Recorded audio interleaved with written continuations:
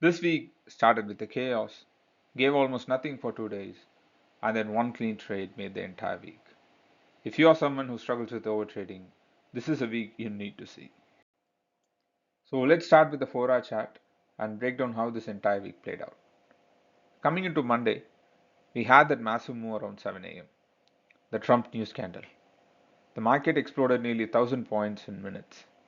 Because of that, the entire week actually started inside that imbalance. From Monday to Wednesday, price was basically stuck trading inside that range.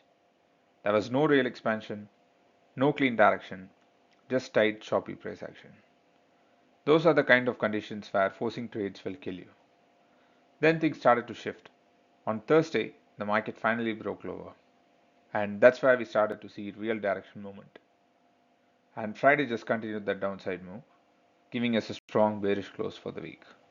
So overall, first off, we have consolidation, and second half of the week, expansion to the downside. Now let's talk about the best trade of the week, which was a Thursday. This was a clean textbook setup. Price retraced into the higher time frame zone near the weekly gap area, formed a lower time frame setup, and gave a clear short opportunity. Entry was around 10:12 with a well-defined stop above structure and a target into the downside liquidity. What I like about this trade is it aligned with the higher time frame bias.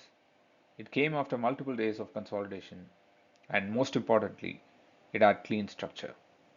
This wasn't a forced trade. This was the market finally giving a high probability setup after days of waiting.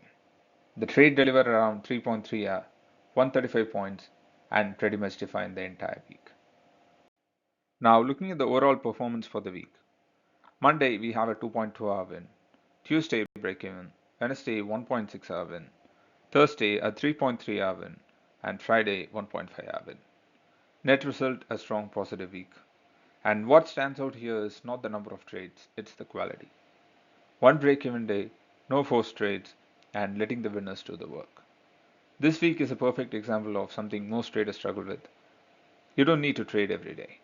Monday to Wednesday, the market gave very little. If you stayed patient, you were ready for Thursday. If you forced trades early in the week, you probably missed the move on Thursday. That's the difference. Now, looking ahead into next week, on the 4-hour chart, you can see multiple imbalances left behind during this drop. My expectation is a pullback into one of these gaps and then a continuation lower. The higher time frame structure is clearly bearish now. On top of that, there's a lot of macro factors in play, especially with the situation in the Middle East escalating.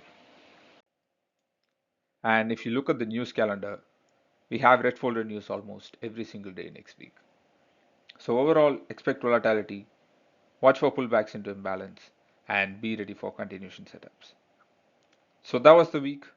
Patience early, execution later, and letting one clean setup do the heavy lifting.